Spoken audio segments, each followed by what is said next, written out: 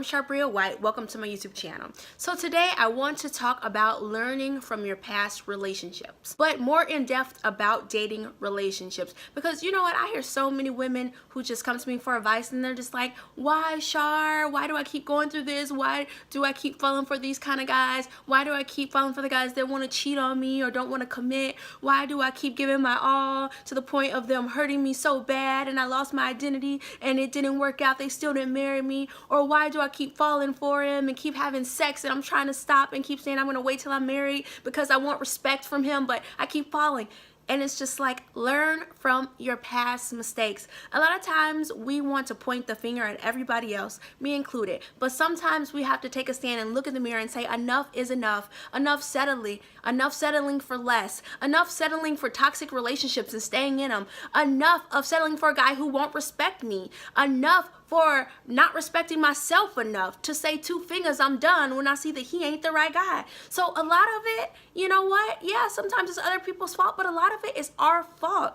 Or, you know, I've been in situations where I have felt the same thing over and over and over again, and I'm like, it must be me. Something must be wrong with me. And the truth is nothing necessarily wrong with us, but we're just not learning from our past relationships. And I just want to encourage somebody today to say, it's not necessarily that you need deliverance. Sometimes you do, but a lot of times in the Christian world, we're all just like, I need help, I need deliverance. Man, I keep struggling with this thing and I can't get over this thing and I keep falling for these kind of guys. And it's like, no, you've been prayed for. You need discipline. For example, it was a time where I kept having sex and I kept saying, you know what? I keep falling. Lord, I just need help. Lord, I just keep falling. What's the problem? I want to live for you. I want to practice abstinence. I just keep struggling. I'm just so messed up. And God just had to straight up tell me, no, you lack discipline. When you know that it's time to go because it's getting late, you just want to keep staying. When you know you shouldn't go over his house, you just go anyway. When you know you shouldn't be fooling around past the kiss, you keep doing it. When you know you can't handle it. And it's just like, wow,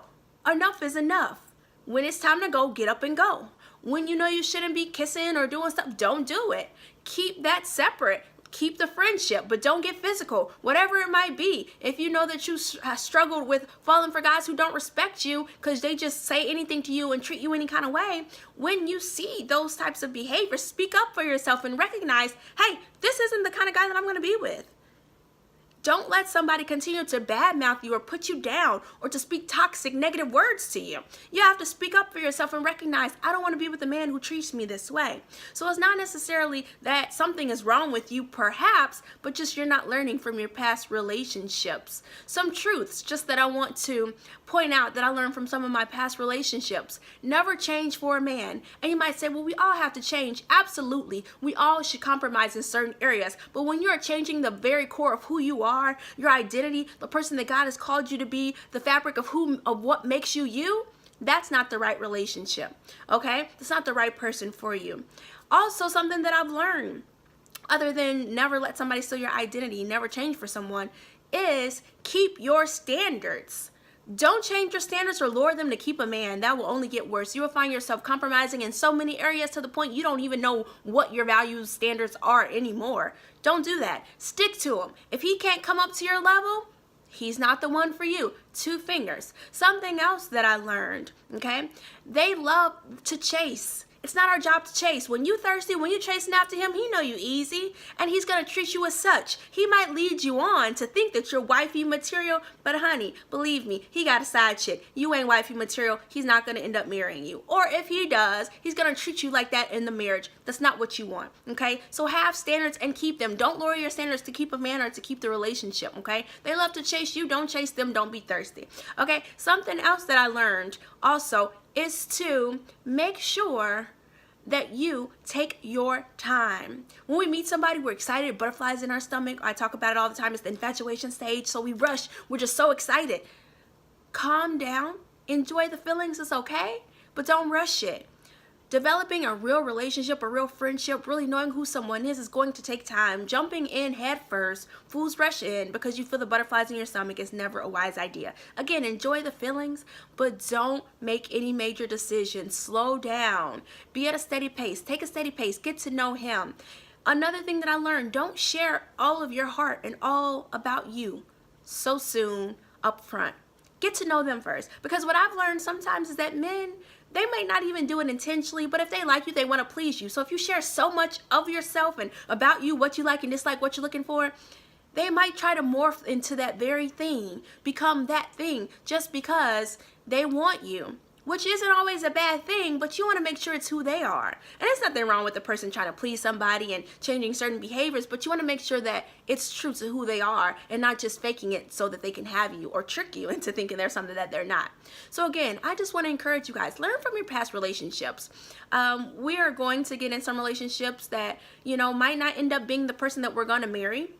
And again, I have a philosophy like the next person that I date or the next person that I go out with is going to be my husband. But how do you know that? All you can do is pray, acknowledge God, seek Him before you go out with somebody that approaches. If you feel that they have the qualities that's desirable in someone that maybe could be a possible husband later that you want to court, all you can do is pray and seek God, and if you feel like you have the okay or you feel peace in your spirit, go for it. And that doesn't necessarily mean that He's going to be your husband. You have to take things slow and steady, and you have to just acknowledge God along the way, and He'll show you warning signs that you shouldn't ignore. That's why it's very important to keep sex outside of a relationship that's not marriage, because it clouds your thinking and it changes things, and you won't be able to hear it clearly from the Lord. So ask God, show you to continue in this friendship, developing a true friendship before you just say, I'm in this relationship with somebody. And it may not work out. You might see that we were just meant to be friends or to encourage each other in the Lord. Or I see some deal breakers or some warning signs that I'm just not willing to deal with. I just don't think it's wise. Or the Lord might just say no, because this isn't the one I have for you. And that's okay. We may not always get it the first time, but if you keep sin out of it, you acknowledge God, you take it slow, you develop a real friendship, you can see what's what. You can hear the Lord's voice, you can see warning signs, and you can ultimately know whether this is the person that you should continue to date or court or eventually become engaged and married. So again, learn from your past relationships. Don't completely change for someone and lose your identity in Christ and who He's called you to be. Know your value and your worth. Don't lower your standards for somebody.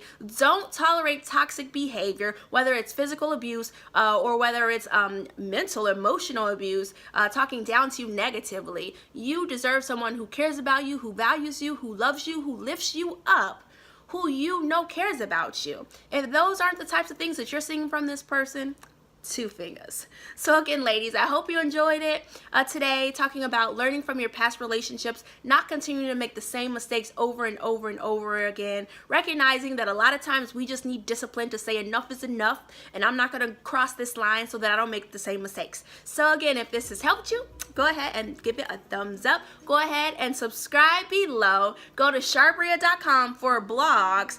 And go to singleandsatisfiedmovement.com if you would like to join our Single and Satisfied movement or join our Single and Satisfied Facebook group. Hope to talk to you ladies soon. Bye.